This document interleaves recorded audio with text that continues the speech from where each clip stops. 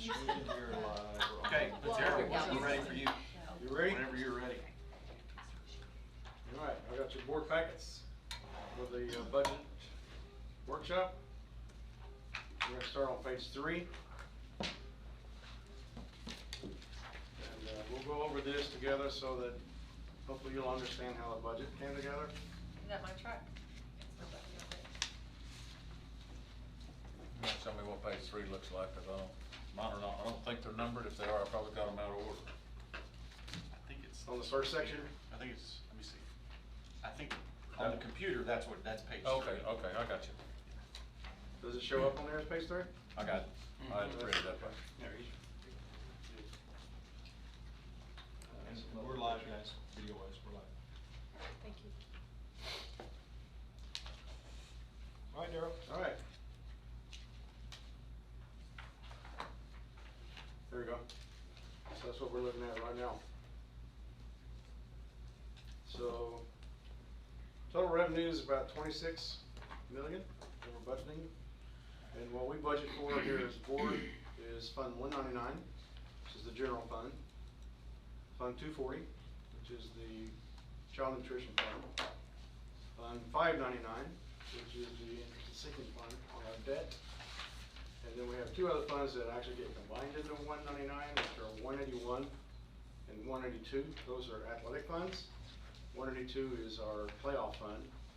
181 is all the athletic funds. So those are the funds that are included in this budget. What's not included in the budget would be our federal funds and special revenue funds. Yes, sir. What's the INS fund again? I'm sorry. Interest and sinking. Yeah, I know, no, number That's on for that. debt service. What Oh, the number, I'm sorry, 599. Thank you. Yeah, I know what Sorry. it is, but yeah. Yeah, 599.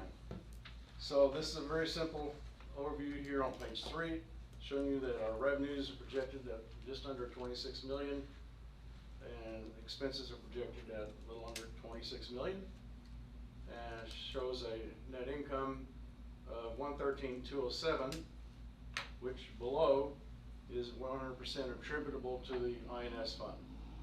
So in other words, the general fund, we're presenting a balanced budget. The INS fund looks like it's going to have about 113,000. So M&O is balanced. Positive income. M&O is balanced, interest is. Yeah. Okay. So, you know, at some point, those funds can be used to retire debt. That's what it's in there for. Do you remember the last couple of years, we've been on the positive side of that number? We've been on the positive side for several years. Just because the interest gleaned from it. So at some point, the board ought to make a decision, either pay off something early. When can we start paying off early? Is that this year or was it last year? You can pay it off now. Okay, I thought we Yeah, had to there's have. one as far as restructuring it. I thought we had to wait a few years before we could start applying it to the principal. That's on I think it's 5 years. that vital signs. Yeah. I think it's 5 years. Huh? I'm pretty sure it's 5 years before we can. Let me see, apply. I know one of them is already passed. See, we look at the vital signs, because that's where that is. Yeah, I think so. I think we take any excess out of that interest and sinking fund and put it towards the notes, in my opinion, but. Let's see, look at the vital signs. Vital signs is page 45 of the next session's packet. So what does it indicate? So the green line across the 12-month interest rate watch shows the 13 bonds and the 14 bonds. And the cheaper ones, of course, are the first ones we did, the 13 bonds. And they were done at a rate of 2.47.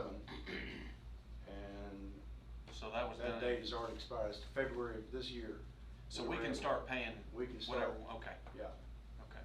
And then the other one, which is at a higher rate, 333, is August of 23. So that's where those figures are for your Yeah. information. And every year, as the property tax values go up, that should slightly increase every year, correct? Yeah. That's true. And it shows that Mhm. gradually across the board. That's true. So what's, This We can't budget take is any based action on that, keeping 'cause our it's not tax on the rates. agenda. what's the course of action on that, We can Daryl? Talk through that. Sorry? What's the course of action to go ahead and apply those excess? Of course, that'd be at the end of the calendar That's year. board, it's a board action, Okay. yeah. Cause I mean, it's not something we can do.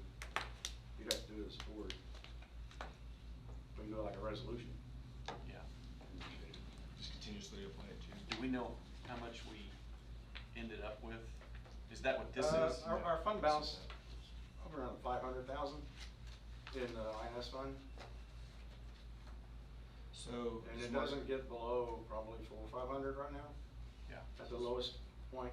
Can Marcy put that Of on the a year. future agenda item, we can have discussion about it? Mhm. Is that how that would work? Okay. We could pay some down. So what do we call it? What do you wanna? It would be, It's a good Interest in question. seeking fund, excess. Reduction. Yeah, yeah, no reduction. Elementary, no reduction. Something like that, just so we know what we're talking about. All right, so let's go to the next page, page 4.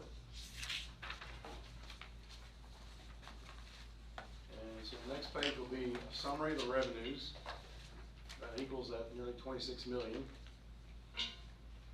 And let's see here. 4B. It's a very short summary of, this is the reason I gave you a more detailed breakout of the district revenues in the general fund 199, which I handed to you separately. So that was, I personally have labeled it 4B, page 4B. So you'll see on the revenues, we have last year's actual for 2016-17. That's the fiscal year for last year. Then we have the current year's original budget, current year amended budget, not much difference. And then the approved budget for next year is what we've approved. You haven't approved it yet. Administratively, we've approved, so we put it in the approved column. And you see an increase of a little over 300,000 in revenues. So if you go to that other handout I gave to you, which, like I say, I call it 4B. let's give me this one though, Daryl, correct?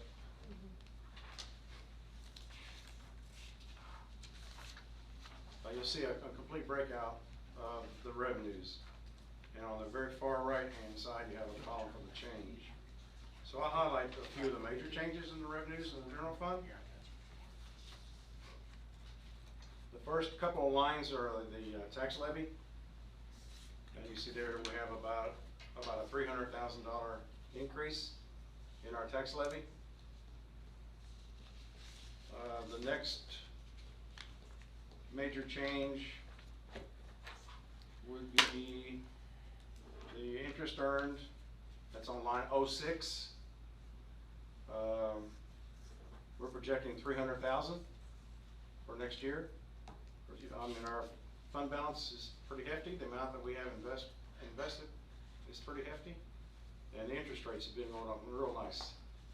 So our interest earnings, like last year, was about 155,000. And so we're projecting next year that will be double, about 300,000 in investment earnings. So that's a major change on the revenue side. How's that gonna be affected if we do the high school project? Well, you're gonna get a When lot we less. pull all that money out? Yeah, I mean, eventually your investment income will go down Yeah. as you pull out that money. But I'm assuming we're not gonna be pulling much out next fiscal year. Yeah, yeah. It'll probably be the following fiscal year where you really start to use it. I know we have more than one rate, but what is the general rate of return on our investment? Are we receiving more than we're paying on our bonds? The investment's around 2%. We're paying 2.34 on the bond, 2.33? 2.23. Yeah. So it's So it's, it's close. you're probably gonna have another rate increase or two coming down the pike, I would assume. The next big change in the revenue side would be on, let's see what line I want to go to next. We'll go to line 15 and 16. Lines 15 and 16 is our state revenues from TEA. And sometimes you actually have to look at those two lines together, because how they apportion them between lines 15 and 16 changes year to year. So you'll see, like last year, line 15 was $1 million, whereas we budgeted 500,000. And then next year, we're gonna go back and budget $1 million again. So there was more apportioned into that category, which took out some of line 16.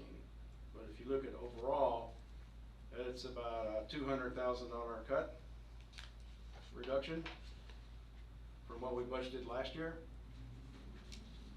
And that principally has to do with enrollment. Last year's budget was based on an enrollment of 2,753. And this coming year's budget is based on, 2,793. That was the original budget last year. And that was the original projection, 2,793. We ended the year at 2,753. Okay, at the end of May. So we typically take our next year's and base it on how we ended the prior year. So we based the new budget on 2,750. So that's, less than the 2,793 that we budgeted last year. So that accounts for most of the reduction in the state revenues. Daryl, is it also safe to say, as we have an increase in tax current year levy, they will decrease state participation? In a year, it takes them a year to catch up with you. So this 300,000 increase in the levy, Subtracted next year. they'll take it out of the following year, 2019, 2020, in terms of when they calculate how much they're gonna give us. So you're always a year behind on that part of it. Let's see, the next major item was line 20. Line 20, we got pretty aggressive last year and budgeted Medicaid reimbursements at 500,000, and we missed it. Probably more around 400,000. So that's what we're gonna budget next year. So we reduced that down 100,000. What is a Medicaid claim that we're responsible for, per se? What is it? Any like-kind Well- services for special education, direct services rendered. So anytime that we're working with students that we have been deemed Medicaid eligible, then we get reimbursed from ours. So unfortunately, this is also 2 years in the hole, and so we're still working off of numbers that were when we were part of the co-op. And we know for a fact that those numbers are not as strong as we are predicting as we get real numbers for Gatesville ISD. We're still confident we'll hit that 500, but probably not next year, maybe the following year for that. But it's basically based on services rendered to Medicaid eligible students. And so that's why there's a lot of time tracking from the teachers that service those kiddos. Time service. And in the SPED department, and that's how we get reimbursed. So it's pretty tedious paperwork wise, but it brings a nice little revenue in, so it's worthwhile. Yeah. We didn't used to do it. Yeah, we didn't used to do it at all. We didn't do it at all. Up to 4 years ago, Mm-hmm. we didn't do it at all. Also, even transportation's impacted that way. So if we have special education routes in which we pick up, then we have to do time and services rendered for that as well. We receive reimbursement. Does it have to be specified that that bus picks up only those kids? It's by the student. Okay. Yeah. So even if they're picking up Mhm. other kids, Yeah. there's Yeah. 3 of them that are eligible, we You receive get compensation for those 3. Okay, line 22, sale of real property. We went ahead and budgeted $150,000 for the sale of this land over here by Burger King. It appears that we were hoping that would have come in this fiscal year, but it's not. That deal's not gonna get consummated until probably September or later. So we'll put it into next year's budget. Yeah, September. Yeah, and then the only other one I was gonna mention to you was on line 04. where we have quite an increase here. This is 50,000 roughly, yeah, 50,000, and we have budgeted, we're going to be charging other districts for services of a sped person. Last year was under contract, and now this year she's our employee, so now she goes into the payroll, but then we're gonna be charging out on a monthly basis for other school districts. You can tell them which ones those are? Yeah, so it's our visually impaired teacher, Ms. Modestet. There's La Vega, China Spring, McGregor, which includes the co-op, in addition to Hamilton. China Spring definitely being the largest there, will be responsible for roughly $13,000 to $15,000 of her entire salary. Someone has to be the fiscal agent, and she was with Falls County, and we picked her up. It's been our benefit for us to pick her up. We also get reimbursed for, she uses one of our older distance driver's ed vehicles, and we'll get depreciated value on that as well. So that's our estimate of the amounts that we'll be billing those other school districts. And now that her salary and benefits are included in HR, whereas the prior year they were a contract. So that's actually one of the reasons for the increase in HR that we'll go over here shortly. Any questions on the revenue side? Real quickly, just for Yes, sir. my clarification, Okay. assuming line 15 is ADA, WADA, all those, the stuff that comes off of student attendance, Yes. and then line 16 is just foundation school money. Well, they're both the same. Okay. Somehow they take it out of a different fund. I know, well, And so exactly. then it's like 5811. Yeah. You But don't if we're know talking exactly what it's gonna be. If we're talking about the foundation school fund, that's what That's what they it both is. come out of the same pot, I understand, but Yes. one's based on attendance. Well, they both are. Okay, Yeah. all right, that's why I was asking, Mhm. yeah, Yeah, attendance will affect both of them. okay. Thank you. Yeah. So you just add the two numbers and that's what Okay, this, yeah. that's your State. budget. And how they allocate it between the two is pure up to them. An internal bookkeeping thing. The revenue on line 16 is down 843,000 from last year. Is that proposed or? So that's, like I said, you gotta combine lines 15 and 16 together. So it's One's about down 800, and one's up 213,000. 600. 213,000 down. Yeah, so they net out to about 200 short, which is that enrollment thing I was mentioning. And that's to you. on attendance or Mhm. number of kids. Okay. Right. But, I think the earlier indications are, the enrollment may be looking pretty good, Pretty good. guys. I mean, it's too early to really give you a firm number, but, Probably after, we'll have an official number for y'all, an initial first day number tomorrow, but we know throughout the first 2 weeks, declines probably between 30, 40 kids. But right now, we're knocking on wood that we're gonna be up a pretty significant number of kids. cause that's your real opportunity there to either gain or lose on the revenue side, are the students. Yeah, And we're looking that's at, all enrollment driven. don't hold us to this, but the worst case scenario, roughly $350,000 increase in revenue based on what we have right now, unfortunately. All right, any other questions on revenue? All right, so let's go on to, page 5. Page 5, which is district appropriations. So I have a total of nearly 26 million in the approved column.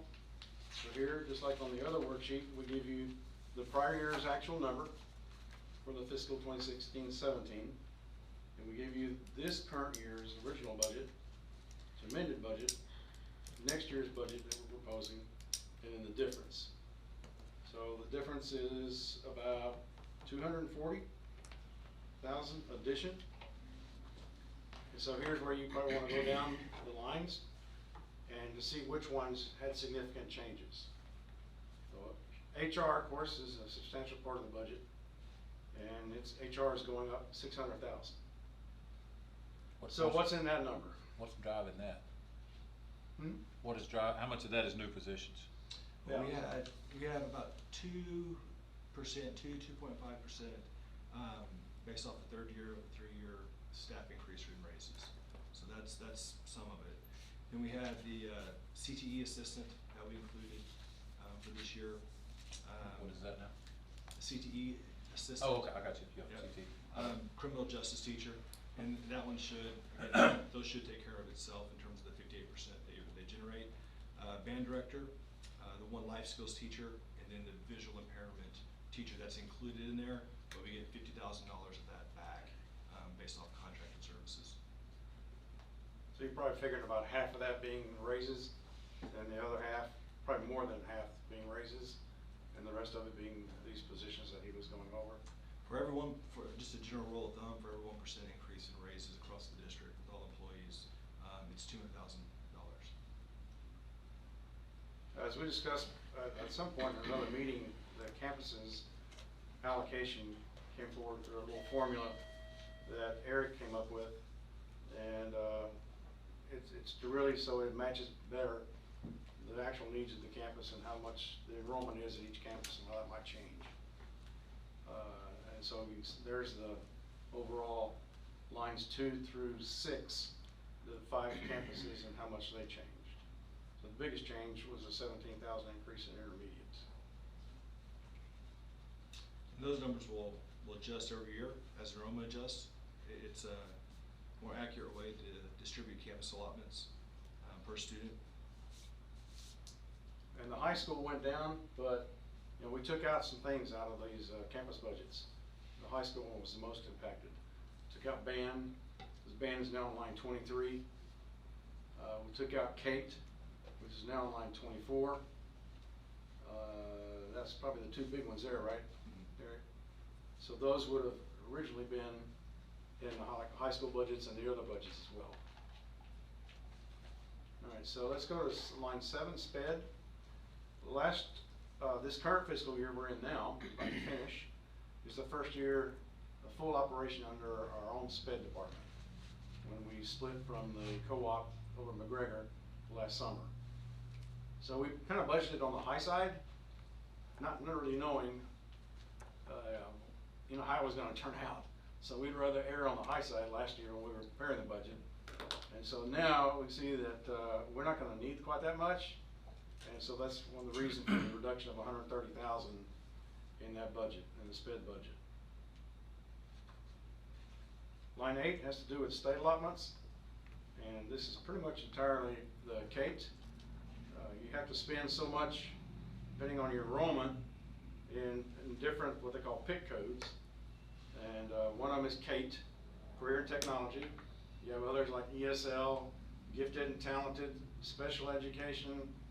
There's a high school allotment, and so they have these formulas, and they say, okay, out of the money that we're giving you from the state, this much is allocated to like Career and Tech, and you have to spend 58% of that number. So when we project the budget for next year, we have put in 100,000, 115,000 in additional spending to meet those allotments. And we did, last year we didn't put that number in there. So that's an improvement in our budget this year. So that's line 8. Athletics didn't change much. Playoff expenses, we kept that at 60. Food service, our participation, as you follow the monthly reports on the participation, you know we're down. So we're reducing our revenue and our expense in the food service fund accordingly. Cafeteria subsidy is 90.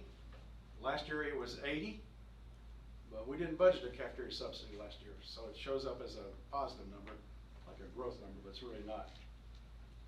But it's very close to the 80 that we experienced in 2016-17. And then in the technology and the maintenance, which is lines 14 and 16, there was just some projects in there that are not reoccurring. And so we were able to bring down the technology budget about 50,000. Part of that also has to do with the internet being much more reasonable cost. We're now with CenturyLink, by the way. We were with it. We were with them, but we were paying a third-party vendor. Maintenance, you know, had a lot of projects that was built in there, and so we were reducing that 350,000, and still able to take care of our planned projects, except of course for the high school. Let's see, what other change? And just go back real quick to maintenance. What's that? Daryl, You know, on maintenance, so this was the 4th year that we've done an improvement on a campus. And so all campuses are improved with the exception of high school. So that big project that we typically do in the summer, we no longer have to do.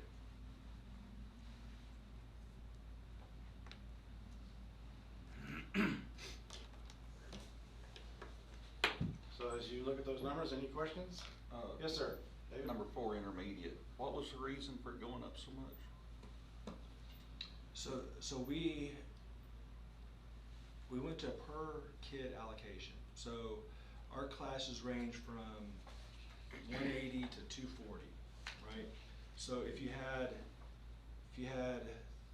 two, or in intermediate's case, three large classes in a row, but all we ever did was roll your numbers from one year to the next. We never adjusted based on the student amount. You may have an additional 60 to 80 or 90 kids there, that yet monies weren't allocated appropriately.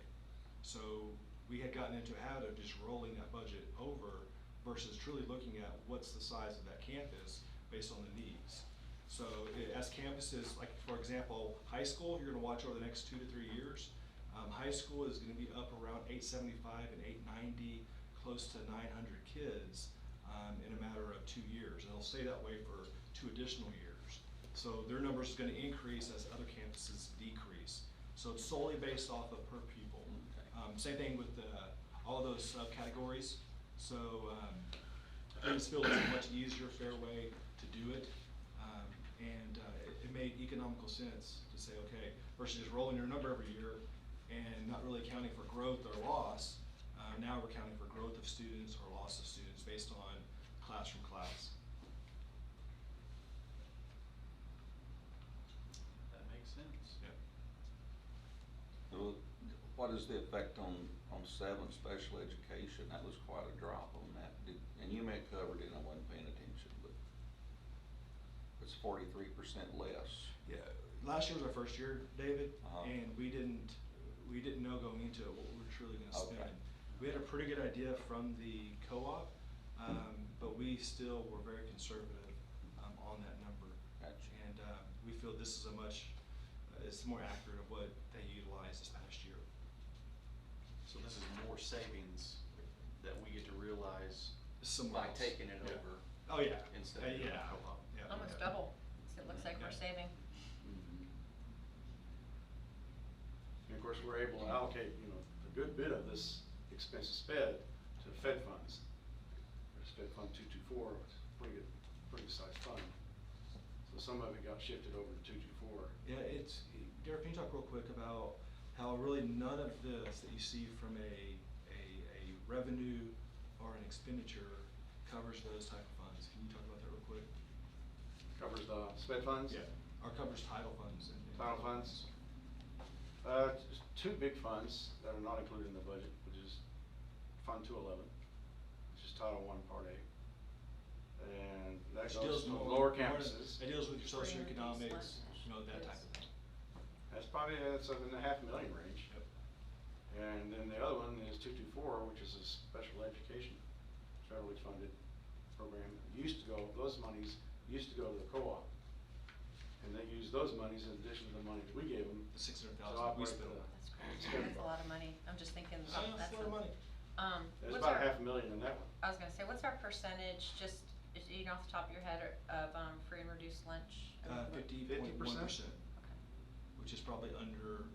is that actually number's gone down a little bit, hasn't it? It has, and Okay. what you see is at the lower levels, it sort of hovers around 57%, Mhm. about 52% at junior high, and about 47% in high school, just because of lack of people submitting their paperwork, Sure.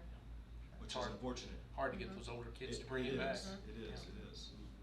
We do use maximized child fine, but even that, it's not picking up siblings to the point where it automatically enrolls them into free and reduced. Is that, online paper, or is that one that they actually have to? Most both, right? Yeah, So they can do either or. Either or.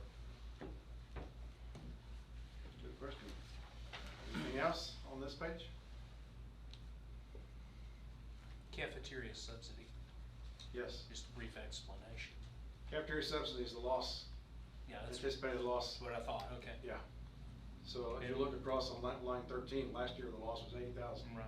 you know, back some Before- years ago, Oh. 5 or 6, we were losing a quarter mil. yeah, and it's yeah, going on to it's lowest. 300,000. Yeah, At its lowest. Yeah. Okay. We've been at below 100,000 now for like 3 years in a row. great, good, good, We good. thought we could potentially break even And it went- last year because of the downward trend. Right, And then we just didn't get there. yeah. Yeah. Participation had I'm held just, up. I'm just glad, I thought that's what that was, and I was hoping, cause in my mind, I'm thinking 250 versus 90, it's not where I want it, but that's Yeah, that's yeah. good. How did Well, we do that? That's true. How did we accomplish that? We broke away from, were we self? We hired, We were food service self, management company to operate. maintained Sodexo. cafeteria, Mhm. and then we hired out to Sodexo. And so basically they, they run our food services, and we provide them with a portion of that. A lot better buying power. than we Buying previously power, had. their meals are typically a little more structured, a little better, and it's more efficient. You get higher With participation. a district our size, it's more efficient. Apparently. Well, we had to do something, Yeah. because those kind of losses we Yeah, just we couldn't were- sustain, We were, and they were just growing exponentially. I think at one point it was $500,000 loss. Eventually, we would have probably been there. So, and by the way, I'll be giving you the report next month for the summer feeding, but it looks good. It looks like we've outpaced last year. I think we had Early 17,000, indications. or 1,700 more, 2 weeks ago, we had 1,700 more meals distributed this summer, So that'll- which is that'll help. amazing. Okay, page 5. Or page 6, sorry. All right, page 6, this is called the Budget Expenditure Web Posting Summary. So, after hopefully you approve this tonight, this will go up and get posted on the website, our website. And it's gonna look just like that unless you make any changes. So, it shows the current year adopted 2018 budget, and it shows the proposed 2019 budget. And it shows it by function code, like instruction 11, instructional resources 12, curriculum development 13, and it goes all the way down. And then it comes up with a per pupil estimate, which that is based again on the enrollment projection. So this year, we were projecting at 2793, as I mentioned earlier, and 2019 is based on 2750. So if you go down, you'll see the instruction is up about 600, which is coincides pretty much with that other sheet we looked at on page 5, where human resources went up about 600,000. That's where most of it is in 11. So there was a change on function 13 and 21. So you see the 13 last year was 528. Next year we're projecting 407, so it went down. So like, what is that about? All right, so you go over that on Mr. Webb. Okay, Mr. Webb was reclassified out of curriculum and into a director of career tech programs. And so he is now in 21, instructional leadership, whereas last year we had him in 13. Okay. So that's why 13 went down and 21 went up. basically. In simplest terms, it allows us to work against that 58% that we have to hit in CTE. And you actually get funds to pay him through that, don't you? Absolutely. Yes, those K funds. Mhm. So that's the big change. So this pretty well mirrors that other page we were looking at. You see anything that pops out at you here that you want to ask? Yeah, you went down 120,000 on function 13. Function 120,600 roughly. And went up 92,508 on line 21. So there are some other Of course, curriculum this staff includes development. more, okay. You're looking at function 13 as compared to, Well, you said the biggest part of, or 21 went up because 13 went down, but. They don't match. Right. no, they don't match. Not a 1-for-1, because there's multiple other people. Well, 13 went down about 130,000, 120,000. 120,599. And instructional leadership went It's up. up 92,508. about 9,000. So we had, there were some other cuts in the curriculum. We've done more in-house development using some of our own people. And some of those, we had more workshops out of town, I think the first couple of years that Eric was here, going to things like the PLC conferences. And we brought in some talented people the first couple of years when Barrett was here, and we've been able to shave that down. Yeah. So we have cut the curriculum budget down because of that. So 3 years ago, we talked about it. We talked about how we have to be competent to where we can start giving our own across the board curriculum professional development internal, but we need to gain capacity at the onset. And so that's where that shift's happening, is we're at a point in the district where we're able to do a lot of the things that we're doing ourselves versus hiring them out through instructional coaches and just more understanding. But we're not backing off of a focus on PD. Absolutely Okay. not. Absolutely That was my not. concern when No. that number went down. No, absolutely not.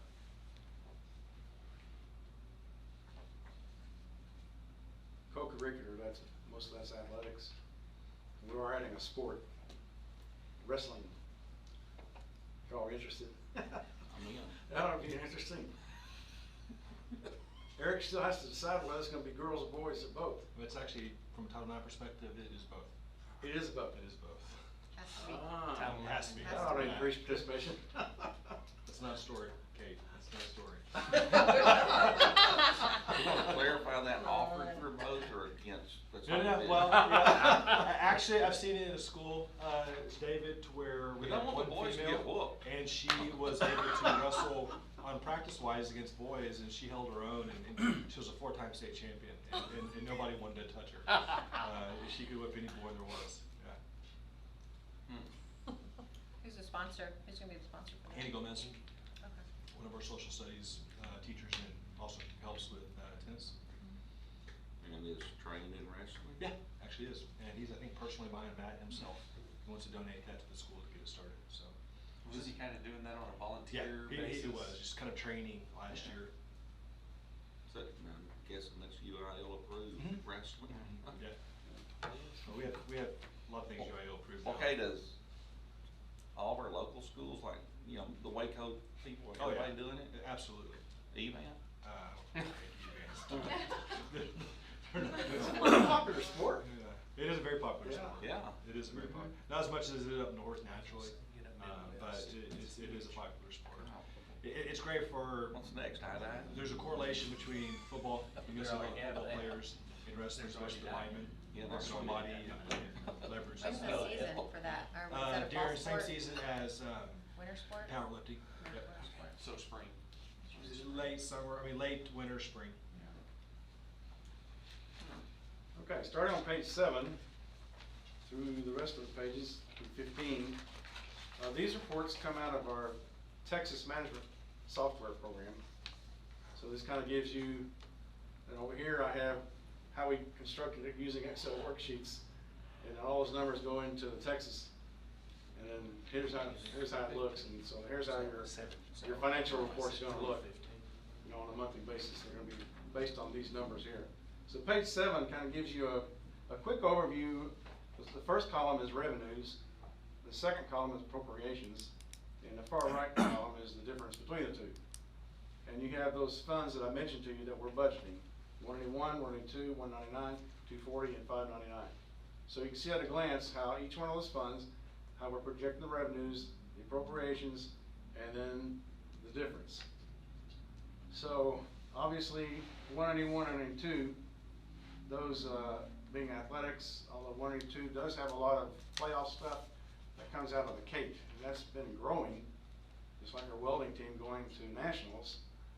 That expense in Fund 182 has been growing.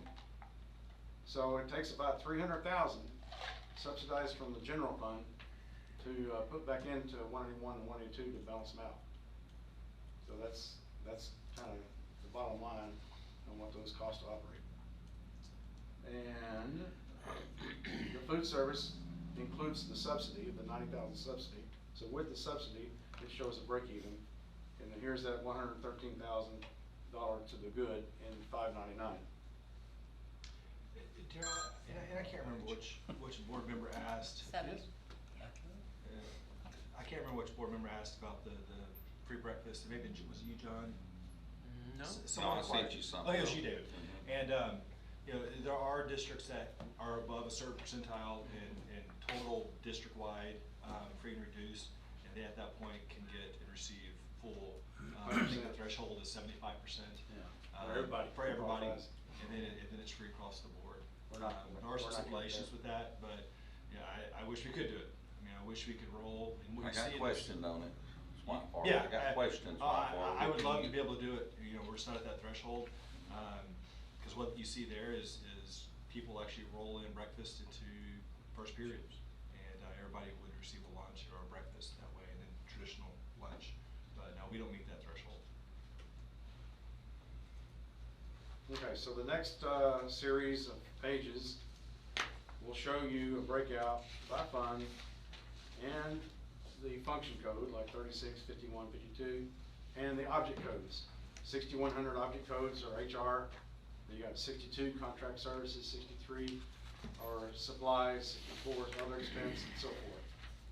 So it kind of gives you the numbers broken out in a little different way. Same And numbers. then, what's that? Same numbers, Darryl. This is where you got Going the too news fast? last year. No, it's just a lot of information, you know, at this Okay. level. So page 7, and throughout the rest of the pages, Which you page have seven? a breakdown here showing This you one, page this year's 7, original 9. budget, and then next year recommended. So here's kind of a comparison, and you can take a look at, you know, the functions and the object codes, so you can drill down pretty good with that report.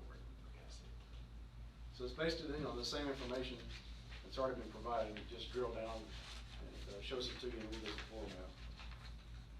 So overall, I'm pretty excited about the budget. I love a balanced budget, and I hope you do too. So, just pray for a little increase in our enrollment, because that'll give us some slack that we could certainly use. And there's always other needs that we just can't take care of everything we'd like to in this budget. Appreciate your attention, and if you have any questions, you can always shoot me later, I do. if you think of something later. Okay, then I'm on this, I don't know what page it was, that page. What's that one say, 7 of what or 6 of what? Should they say 6 of 4 what? of 9. Okay, You're on 4 of page 9. 10, I think. Contracted services. Yes, sir. Okay. Instruction, now contracted services, what all does that cover? Contracted services is payment for services rendered to non-employees. Okay. So it could be companies, like architects would be a 6,200 number. The people Okay, Other it's contracted under people we have. under function 11, under instruction, we got $165,515 worth of contracted Okay, services. we had several contracted positions, because 11 can include sped. speech. We had several Speech was positions in just sped, speech and diag, yeah. yeah, that were under contracts. Other contract labor. They were contracted. Yeah, this past year. Yeah, so you know, they were not employed, considered employees, they were contracting. Typically, they have like a business, their name, you know, they have some name they go by, and like they have an employer ID number, and they send you an actual invoice, so it's like a, you know, third party. It's like consultants that come in and It's kinda like do these- consultants, that too. Well, that too. Like the ones that So- came in the other day for y'all, Mhm. those would be 62. Physical therapy, occupational therapy, you know, any Like of those. the lady that was working with language arts, would that have fallen under that as well? It would. So anybody really that we bring in from the outside. That's that's sped not on, a- 62. Mhm. Yeah, that's not a district employee, we fall under contracted services. Contracted services under transportation would be like,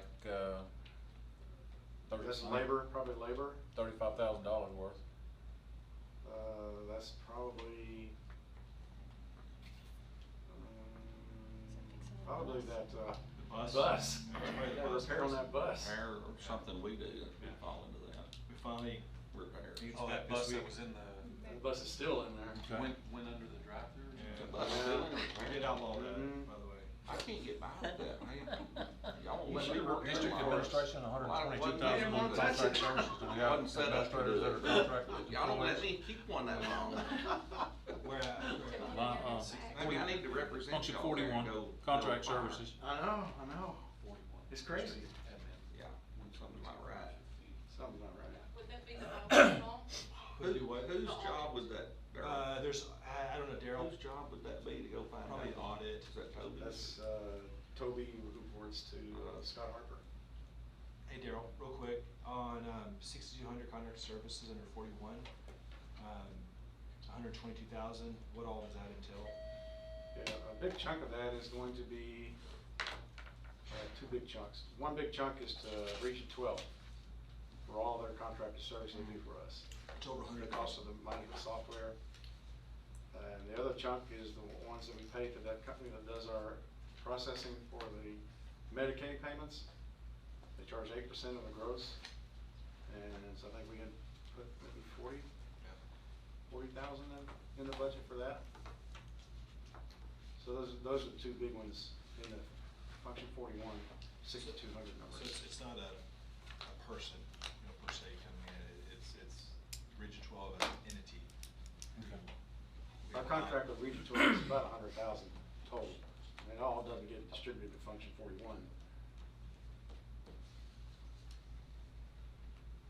Okay. I think it's These are good questions here.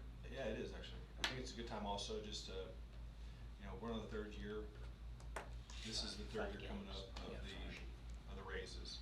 I think at some point early October, we'll start looking at and talk about teacher conversations with continued that conversation. Because if not, we're gonna get passed by schools. And but that's gonna be under your function 11, correct? Under your Absolutely, structure? Yeah. absolutely. I just, Right. we Payroll can't, costs, yeah. I just don't want us to forget about it. I think the way we approached it last time was a good way, over a 3-year period, kind of chunk it up.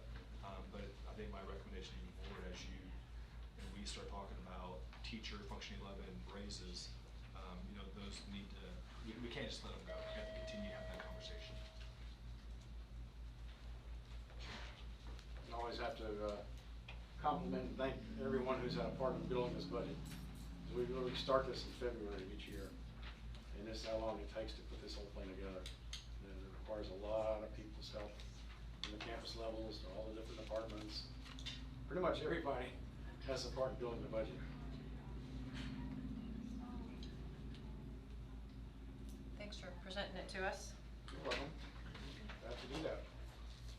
As good as always. Yeah. What would fall under 6,400 other expenses, like under, there's 43,000 for curriculum pro, other expenses, 64? 6,400, under 21, under function 21, Travel. function, Probably travel's a big one. 6,400 is gonna be travel. What else falls at 6,400? Fees, we have, testing fees for teachers, who test for, certifications in different subject areas. That's charged at 6,400 in curriculum.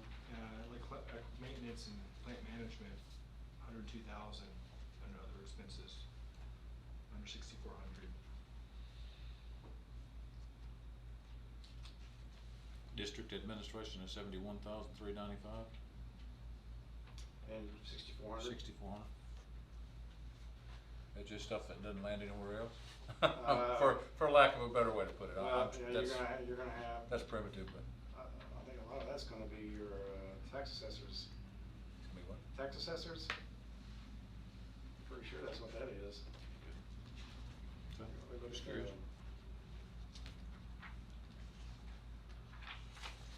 Okay. 41.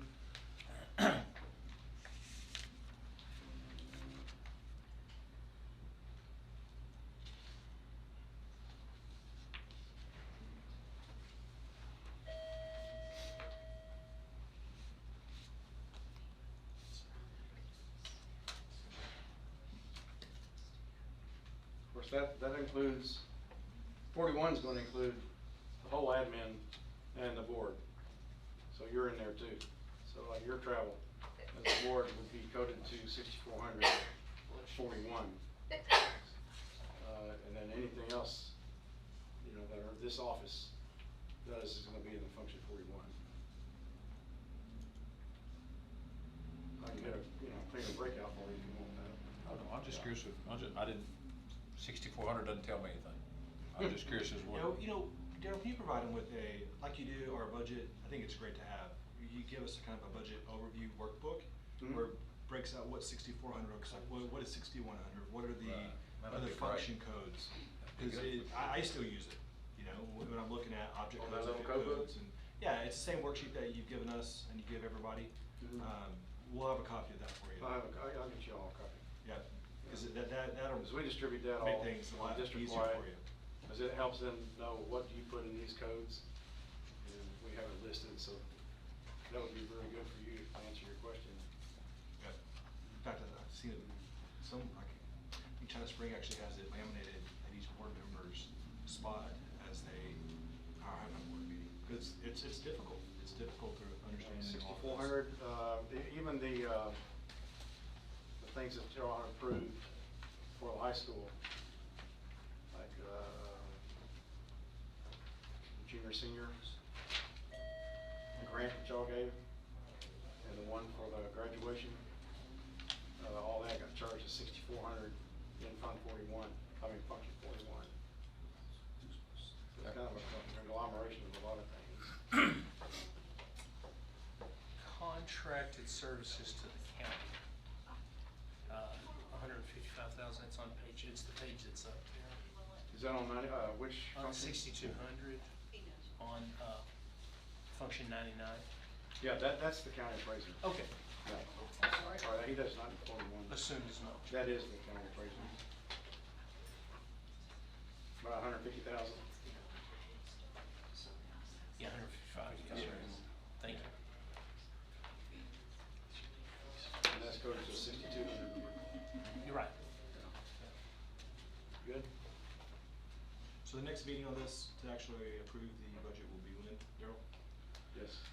Yeah. August And- 30th, Thursday, the 30th. Well, you're approving this 6:30. to present to the public. Right. Yeah.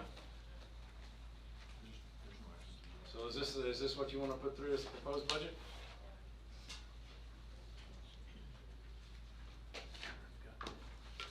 Well, I mean, I don't have any changes to it, if that's what you're asking. Yeah. Because typically in the past, and the board could come back and make some changes Yeah. at this point. And we'd have to go back to the drawing board. You guys think, Before see we make anything that that stands out that presentation need to later be on. changed?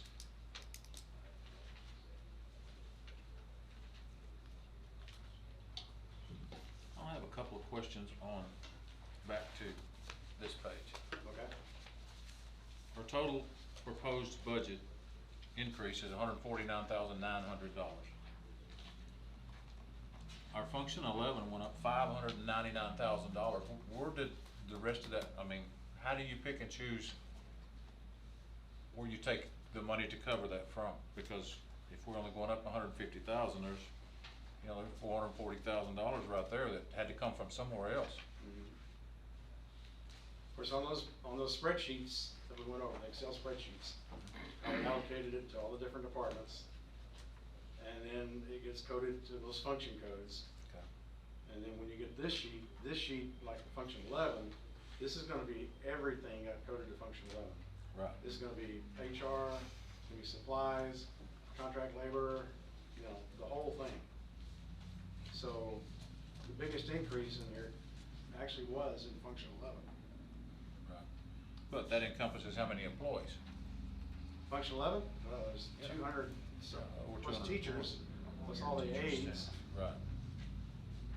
You know, so it is well over half the staff, probably 60% of the staff, Yeah, probably even more than that. if you're gonna see an increase, I would prefer to see it in instruction than anywhere else. Oh, yeah, I mean, but we're up there, we're up 92,000 in 21, we're down 31,000 in 23, which is good. I mean, it's kind of, Well, we talked about the shift between 13 and 21 earlier. right, that's where you Some got money- some of the charges come off. Yeah, so some of it went into 21 and out of 13. Right. The overall district operations is down 400 and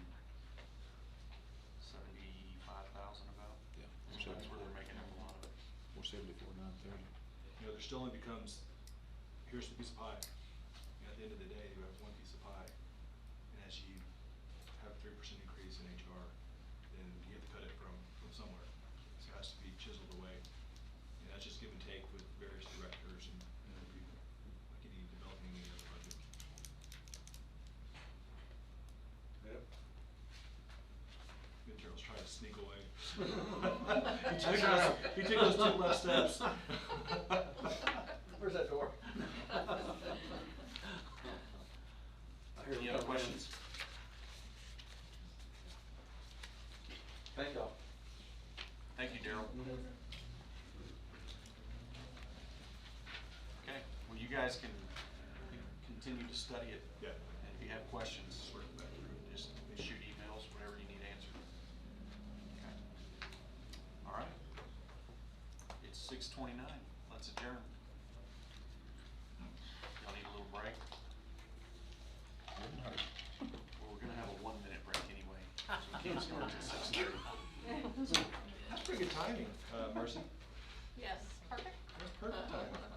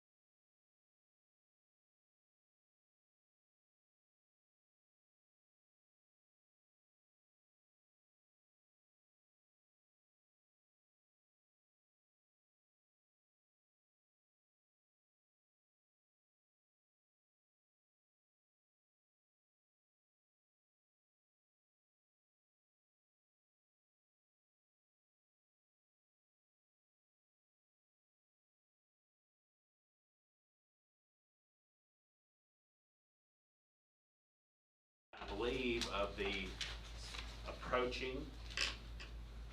So basically, okay, here are our passing rates in 2017, and then our passing rates in 2018. Anything that's highlighted green is where we went up some. And so we were pleased to see in several areas, we saw some growth where more percentages of students were passing. And so we were pleased with that. The one area in yellow, we stayed the same. If it wasn't highlighted, we went down some.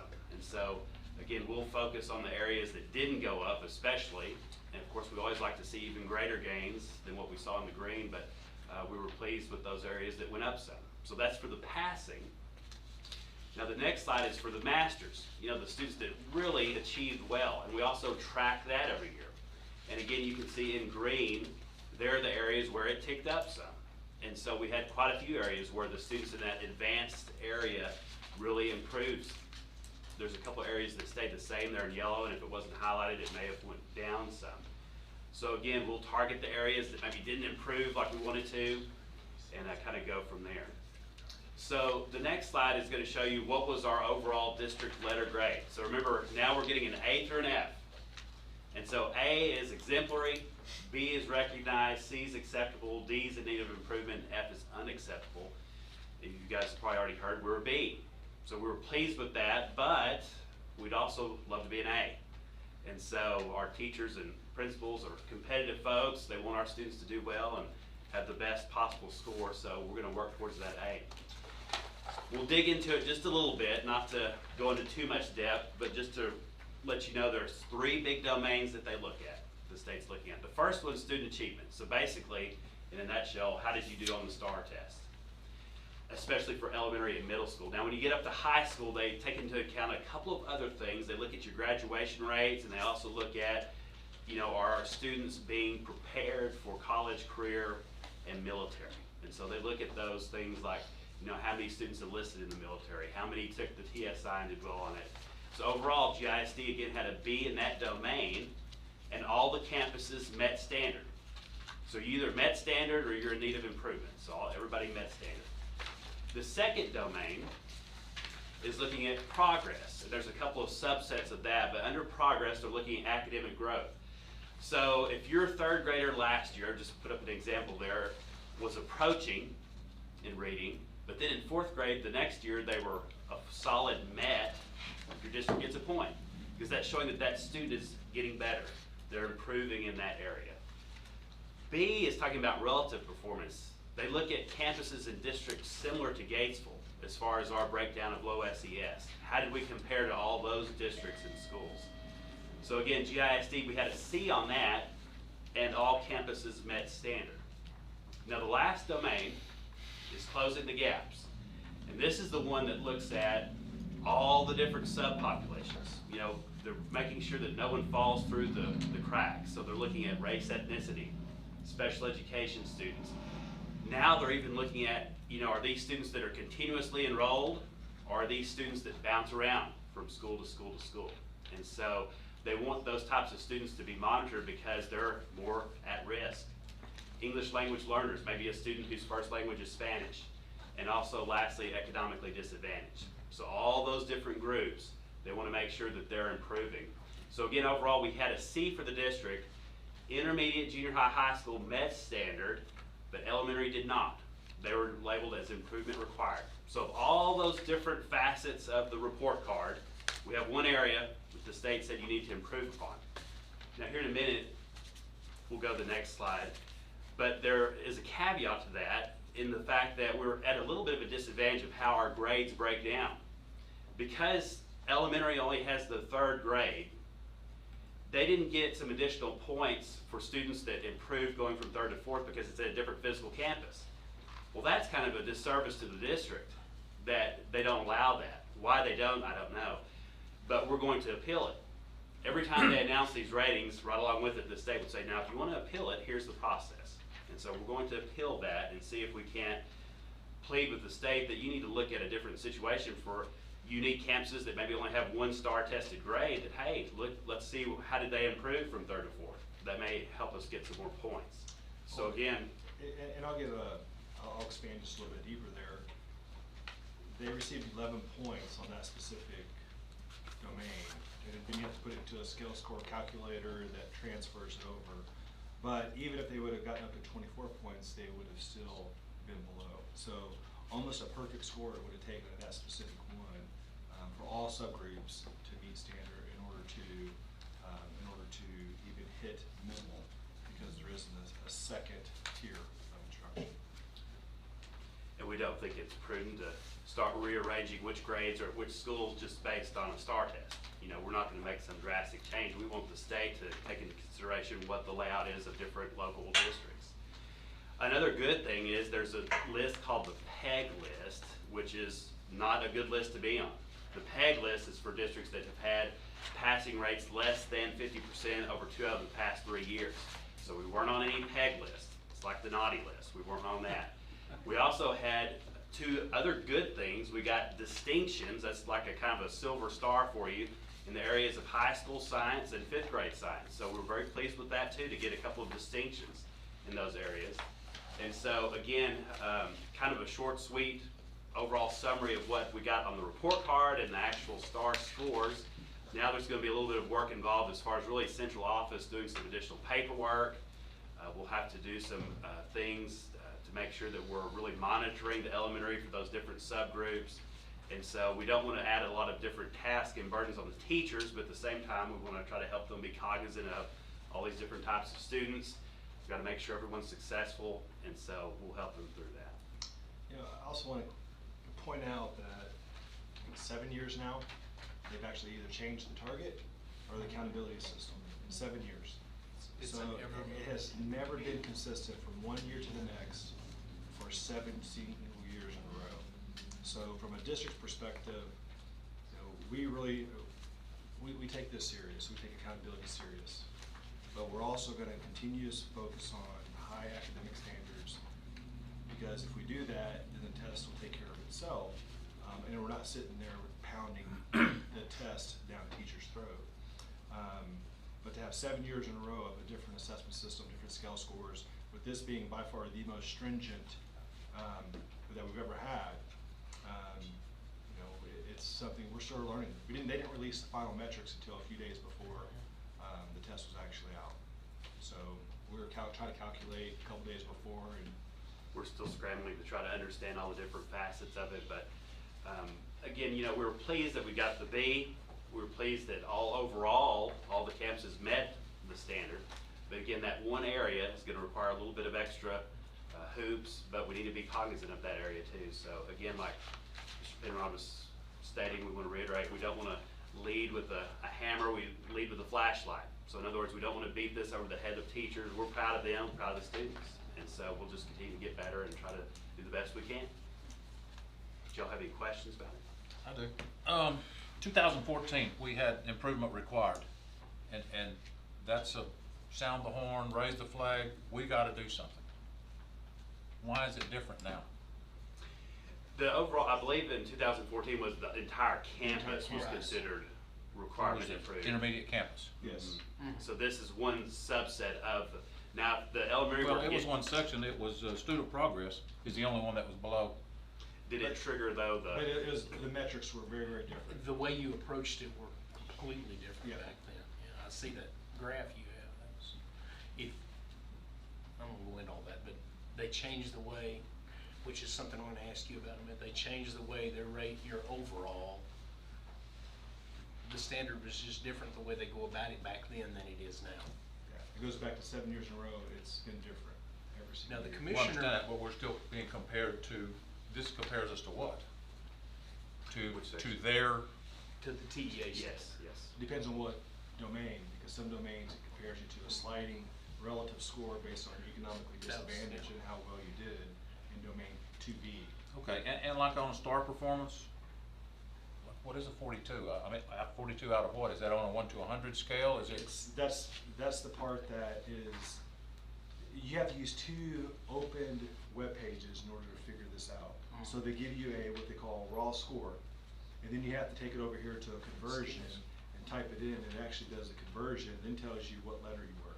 So we still don't know what that specific 42 actually means, because it's so, it's. So that's not actually the number that our average Right or number that wrong, we scored on the that's start exactly date? right, that's exactly correct. It is or is not? It is not. Okay. It is not. Okay.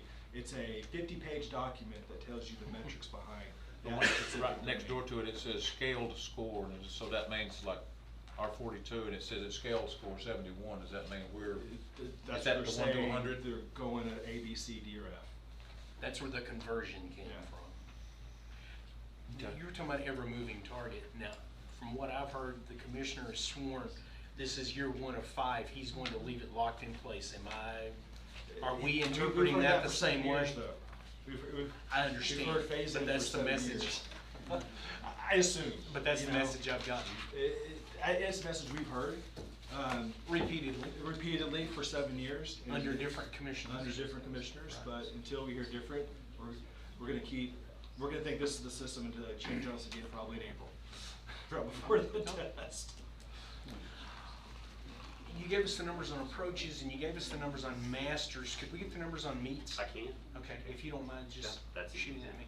And then just for clarification purposes, I know we have an overall B. And we had a B in domain 1. We had C in 2 and 3. Correct me, it's because we got the better of domain 1 and domain 2, Right. which was the B. That went in at 70%, the domain 3 Right. went in at 30%. That's My exactly correct. understanding, yeah. Okay. So there's the domain 1 or 2, and then You within you get the 2 best of those. And then within B 2, is that your B. there's 2, Mhm. and then it's 70% of that and 30% of 30. domain 3. But where it's a disadvantage to the elementary is domain 3 only has half the indicators I was gonna possible. say, they don't have the growth opportunity. Yeah, they don't have one. Right. There is none. So they get no points They get no at all. points for that. Yeah. And primary is paired with elementary Mm-hmm. for that first domain. Yeah. So again, overall, pleased, but then again, at the same time, there's some, that one area we want to make sure that we're doing what we need to do to make sure the state is, we're complying with what their expectations are. How are we progressing through the years, just compared to last year, year before? Are we steadily improving, or are we up and down? Well, it depends upon the grade in the subject, but like, I could do multi-year, but from last year to this year, again, all those areas in green, we improved. I think another good indicator, Rob, is the number of our kids that are receiving more and more advanced. So from a 3-year perspective, our advance has grown each and every year, meaning And I hate to say this, but we've also lowered the requirements to get in advanced classes. but they achieve higher scores. So the curriculum that's in those specific courses is So if rigorous. we have more kids in advanced classes, it looks better on paper. No, basically. our kids in advanced courses are receiving a more advanced rigorous curriculum, and their scores are becoming higher and higher. So, I mean, it's 3-year It upward shows trend. that in here? Absolutely. Okay. Absolutely, and that was this, I just, that was that, all those are improved, that's only 2 years. So all those have improved. And they improved from the year before. So what you're seeing is, these are kids that, not advanced course, these are kids that have reached masters according to what the state says. And so each and every year, that group that meets masters is getting higher and higher, which means the curriculum and the depth of the curriculum is also increasing throughout. So regardless if it's 5 kids in that advanced course, or if it's 100 kids in that advanced course, the curriculum is becoming deeper and richer within our subjects. so what's happening with our 4th grade? Is that across the board, or is that just in the masters? You know, We're it down was, every. statewide, it was across the board. You know, writing, I will say, is something that we've struggled with. We probably don't write enough, in our district, and that's something that we've tasked them with. I'll give you another example. We we had a 93% pass rate in 8th grade math. Is that correct? Which is awesome, by the way, because we struggled in that area in 7th grade. Yeah, so. And I saw that on the but approaching, it had gone up it was tremendously. tremendously, Mhm. 40 points. Well, the reason being is we have more kids taking 8th grade math as 7th graders than taking algebra now as 8th graders. So not only, so two things happen.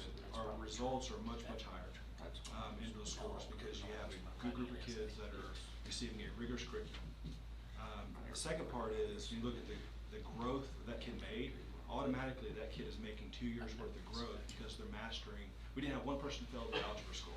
I was just gonna say, those EOC kids, now they're taking an EOC, Yep. they're not taking, they're not even in this Yep. mix Right. because they took the algebra EOC, so So- that's kind of, Yep, and our eighth Hard graders to- that were in there went from 6th grade math to 8th grade math, okay, and they knocked it out of the park.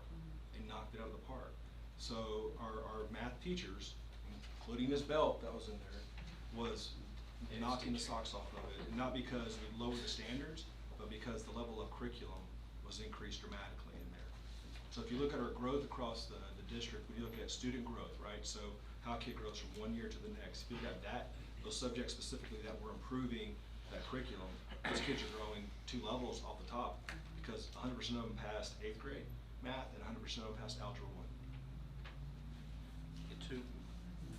Some of those numbers on masters, looking at some other school scores, are impressive because that's where, if we're just gonna play the testing game, that's where you maximize your points right there. Mhm. That's what you do. Yeah. Approaches doesn't do a lot for you. That No, will the help you out masters a ton, does. right? And the only way you can get masters, there's no ifs, ands, or buts There's no- around it, is to teach a rigorous curriculum. That's the only way you can get it.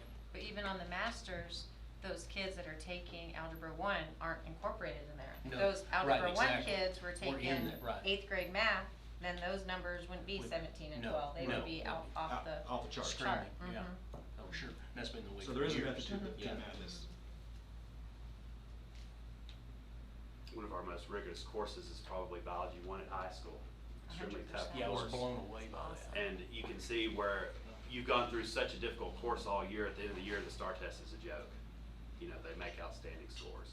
And so that's not just seat time, like the state doesn't say, okay, you took an advanced course, we're gonna give you a good grade. You have to earn it on the test. And so that's what these numbers indicate here is how many students really scored a very high test score. But it goes back to if you teach the TEKS to the depth and the rigor that they should be taught, the test should not be an issue. Takes care of itself. Absolutely, and that's what we've talked about for 3 years, is that every kid, I don't care what level they're at, needs to be taught to their potential. And so you're starting to see that, and you're starting to see these levels starting to rise a little bit.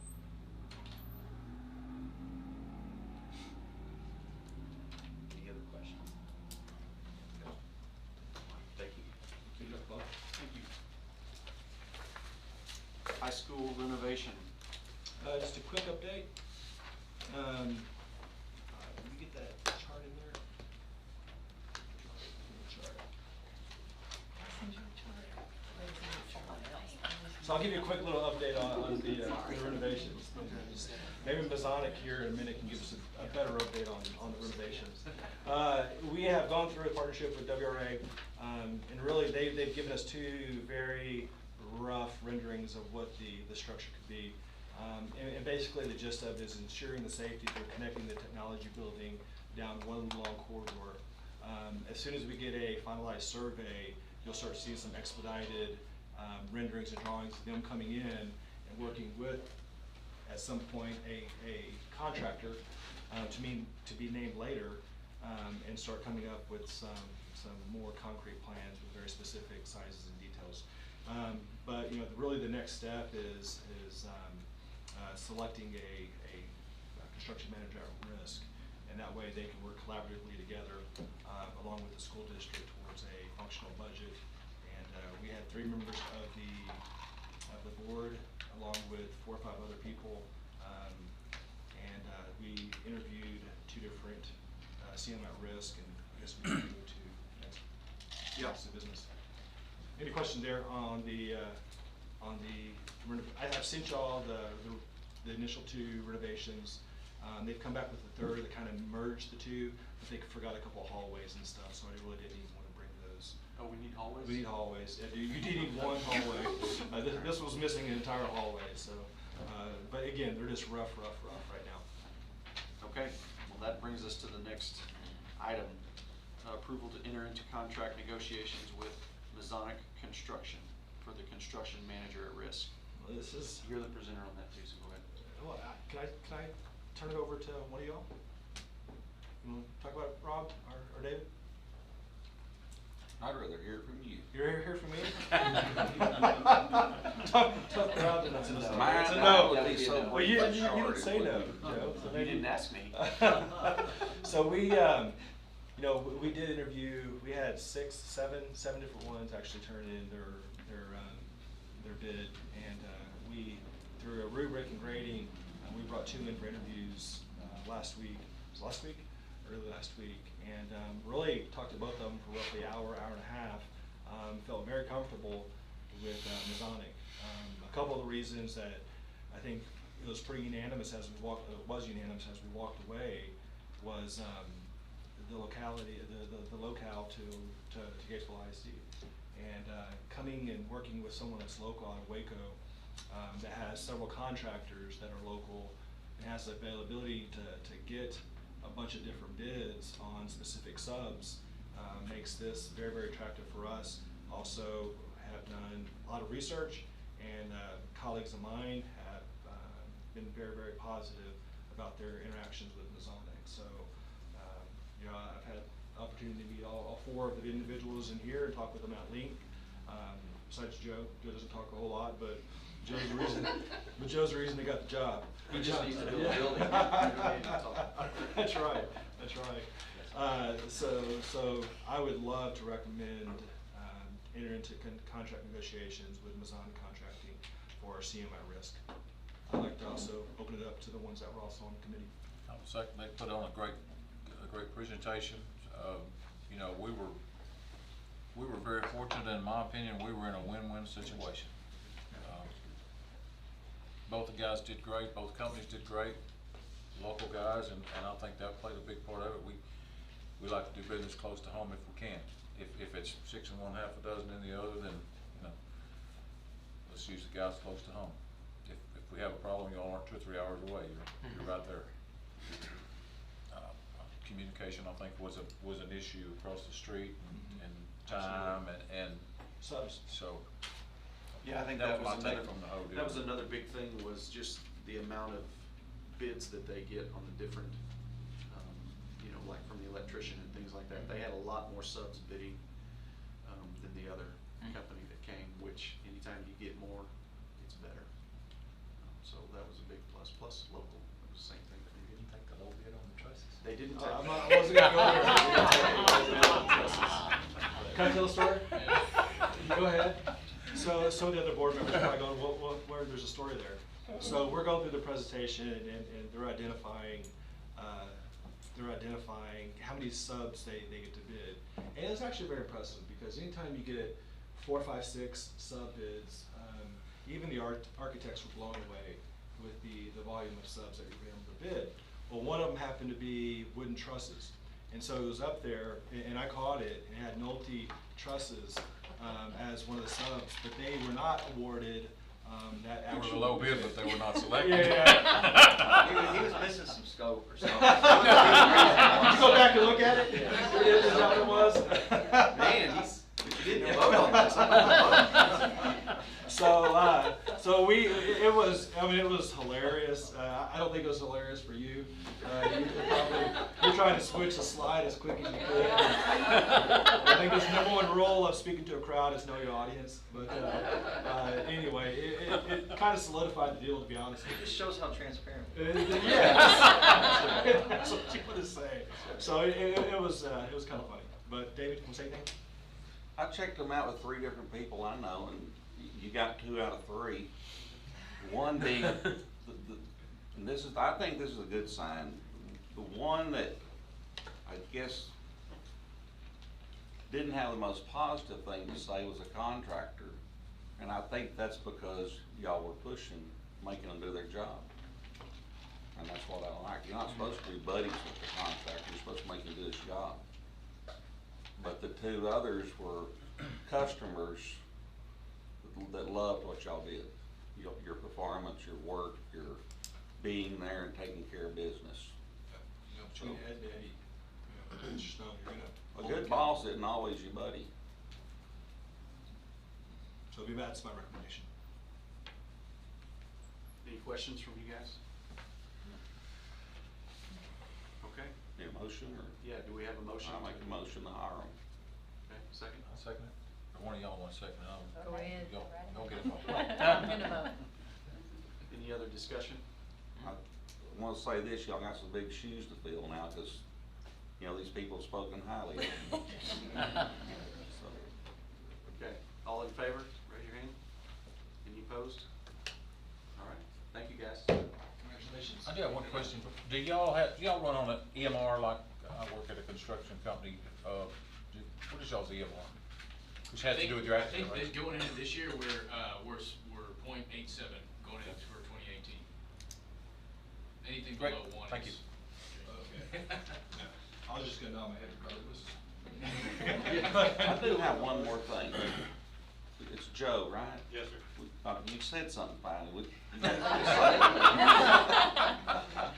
That's the first words you've said. No, he said he wanted a vacation, finally. I don't know if he said that. I think he just said yes, perked sir. up when he heard the word vacation.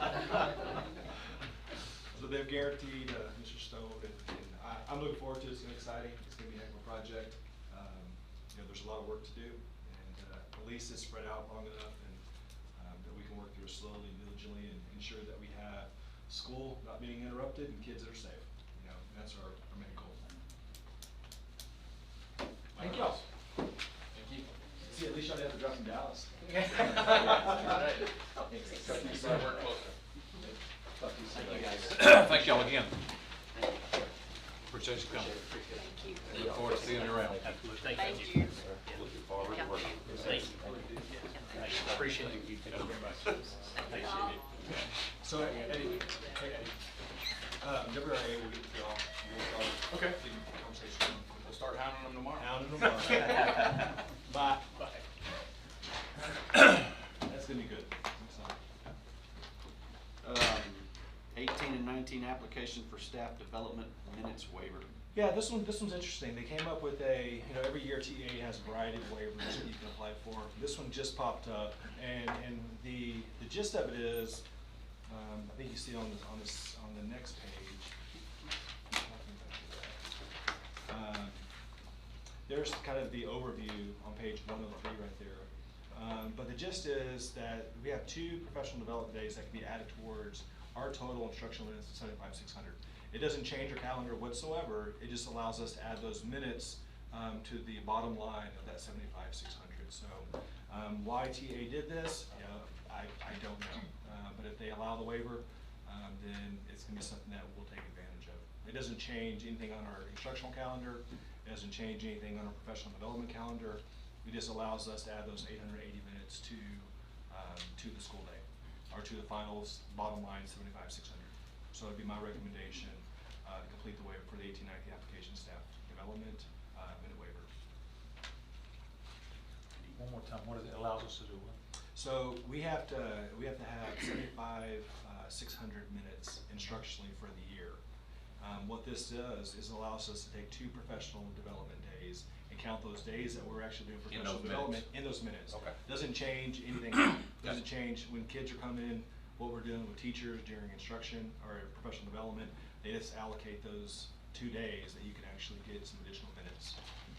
So you might have to add 2 days to the So you can add that. There's probably somewhere someone had to add a couple days and they didn't want to. Okay, any other questions? Have a motion to approve that application? Michelle, second? I'll say. John? Any more discussion? All in favor, raise your hand. Any opposed? Memorandum of Understanding, Coryell County District Court. Just to give you all a little background, that we started last spring about revamping our DAP and going through the statute. We were looking at how to make that more structured, more academic, and try to break that cycle of students that constantly go back to DAP, and that becomes their school year, their school career. And so we looked into the statute, and there's an area, subchapter B, that says, allows us to create a school community guidance center. And so it's a center of people, not walls, but putting programs together so that whenever a student is assigned to DAP, they have an outline of all the expectations of DAP, but also bringing in some rehabilitative measures, some counseling, some other things, mentors, things that we can put into their plan and hold them accountable. And so how do you hold them accountable? The statute also allows us to work with the county courts or work with a juvenile court that has the authority over juveniles. And it didn't specify which level of court that is. So working with Mr. Bell, we have that MOU, memorandum of understanding, so that we know, the county knows who's going to handle these cases for the students that do not participate fully, who do not uphold their part of the bargain. We are able to follow with the courts and have them go through that court system. They can also make that a court order, and then also hold them more accountable, hold the parents accountable, to where if it's just DAP, we're the last stop. So what do? You assign more days, or you just kind of keep that cycle going. So hopefully this is helping break that cycle so that students will get the support that they need, the understanding that, you know, what they did and how to get back onto the main campus, and stop that cycle of them coming back through. And so the memorandum of understanding is between us and the county, Coryell County, and the juvenile board, so that whenever they do go to court, they can also have other things at their disposal that we don't have access to, other ways to support that and give resources to that family or to that student so that they can get the help that they need. And so the memorandum there is for you, that I hope you were able to look it over, but that was just some of the legalese that had to be put in, so we worked together to make sure it meets all the requirements, and so that's there for your approval. So I recommend we approve the MOU with Coryell County and the Coryell County Juvenile Board. You got something? Yeah, I do. Mr. Bell, Scott, y'all taken this, I know you've worked with a variety of agencies to make this happen. To say this is groundbreaking is an understatement. You know, there really isn't precedence out there for this to happen, because I don't think a lot of people have the ability to work functionally with their county services. So I commend the county tremendously on this, and it's something that we're taking very serious, and it's something that we are hopefully going to wrap our arms around and ensure that the kids and parents and partners have the tools they need to get better as well. So this is kudos to you guys. And most of our kids, they'll go through their, you know, they'll take their placement in DAP, do what they're supposed to do, get back on campus. These are just for those students that it's not working for. And so it's targeted for those that, to break that cycle, that even if they want that cycle, we're going to make it hard for them to achieve that cycle. And Mr. Belt researched it, and our attorneys researched it using that specific statute. We didn't find any cases like that. So that way the memorandum of understanding has actually built a pathway now for us to be able to go forward with it. And so it's been a great partnership, and it'll continue to be that way.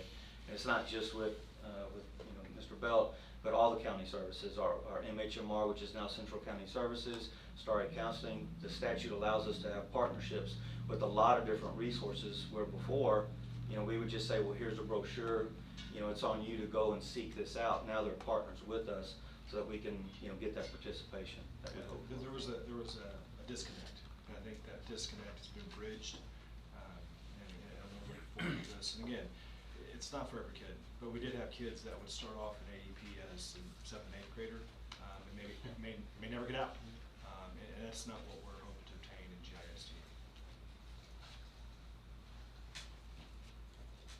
Any questions, guys? Okay, well, do we have a motion to? We do. We have a motion. Cheyenne, a second? Not her. Michelle, a second? Any other discussion? Okay, all in favor, raise your hand. Any opposed? All right. Thank you. Thank you. Again, Thank you. Brandon, thank you for the hard work. Okay, we're gonna take a short break, and then we're gonna go into executive session.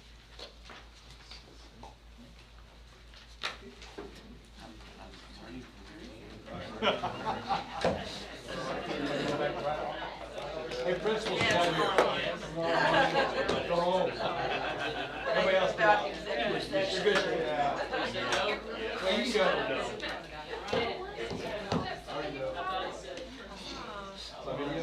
It's already down. I didn't know. It was truly a peace sign. I will, tomorrow morning. All right.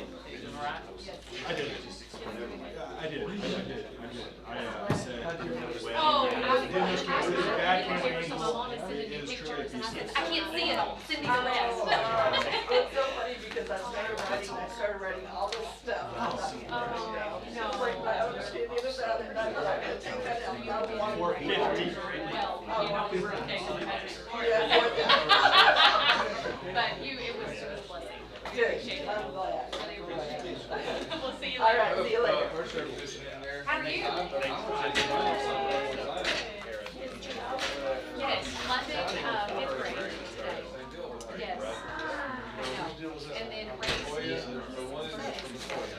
I said, I gotta go to the but he's on the whole day. So he's yeah. Okay, everybody I talked to said their boys who just looked at it. So that's not planned. So he's at Trinity 3 days a week. So tomorrow's his first day. He's excited. I don't know if it's for social or for educational, but he likes it.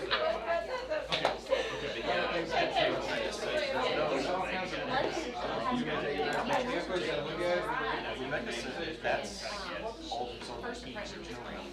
Okay. Sound right? Basically, stay in there.